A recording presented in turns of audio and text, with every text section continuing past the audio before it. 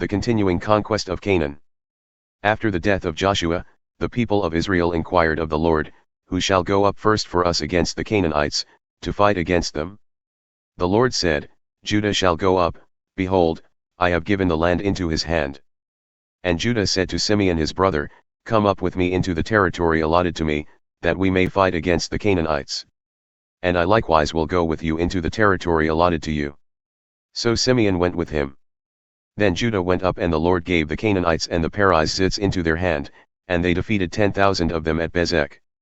They found Adoni-bezek at Bezek and fought against him and defeated the Canaanites and the Perizzites. Adoni-bezek fled, but they pursued him and caught him and cut off his thumbs and his big toes. And Adoni-bezek said, 70 kings with their thumbs and their big toes cut off used to pick up scraps under my table. As I have done, so God has repaid me.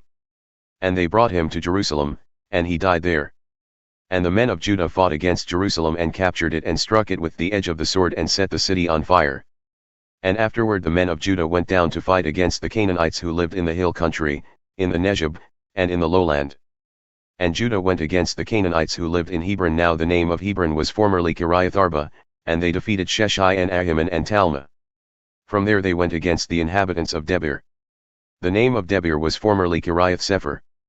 And Caleb said, He who attacks Kiriath-sepher and captures it, I will give him Achsah my daughter for a wife. And Othniel the son of Kenaz, Caleb's younger brother, captured it. And he gave him Achsah his daughter for a wife. When she came to him, she urged him to ask her father for a field. And she dismounted from her donkey, and Caleb said to her, What do you want? She said to him, Give me a blessing.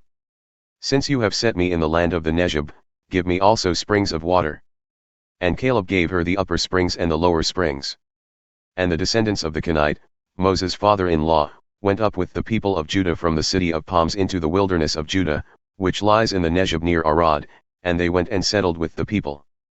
And Judah went with Simeon his brother, and they defeated the Canaanites who inhabited Zephath and devoted it to destruction. So the name of the city was called Hormah. Judah also captured Gaza with its territory, and Ashkelon with its territory, and Ekron with its territory. And the Lord was with Judah, and he took possession of the hill country, but he could not drive out the inhabitants of the plain because they had chariots of iron. And Hebron was given to Caleb, as Moses had said. And he drove out from it the 3 sons of Anak. But the people of Benjamin did not drive out the Jebusites who lived in Jerusalem, so the Jebusites have lived with the people of Benjamin in Jerusalem to this day. The house of Joseph also went up against Bethel, and the Lord was with them. And the house of Joseph scouted out Bethel. Now the name of the city was formerly Luz. And the spies saw a man coming out of the city, and they said to him, Please show us the way into the city, and we will deal kindly with you. And he showed them the way into the city. And they struck the city with the edge of the sword, but they let the man and all his family go. And the man went to the land of the Hittites and built a city and called its name Luz. That is its name to this day. Failure to complete the conquest.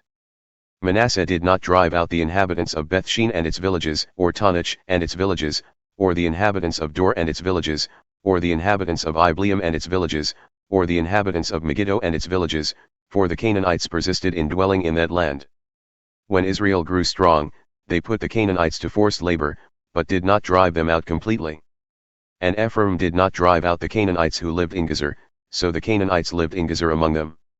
Zebulun did not drive out the inhabitants of Kitron, or the inhabitants of Nahalal, so the Canaanites lived among them, but became subject to forced labor. Asher did not drive out the inhabitants of Akko, or the inhabitants of Sidon or of Elab or of Achzib or of Helba or of Aphik or of Rehob. So the Asherites lived among the Canaanites, the inhabitants of the land, for they did not drive them out. Naphtali did not drive out the inhabitants of Beth-shemesh, or the inhabitants of Bethanath, so they lived among the Canaanites, the inhabitants of the land. Nevertheless, the inhabitants of Beth-shemesh and of Bethanath became subject to forced labor for them. The Amorites pressed the people of Dan back into the hill country, for they did not allow them to come down to the plain. The Amorites persisted in dwelling in Mount Heres, in Aijalon, and in Chalbim, but the hand of the house of Joseph rested heavily on them, and they became subject to forced labor. And the border of the Amorites ran from the ascent of Akrabim, from Selah, and upward.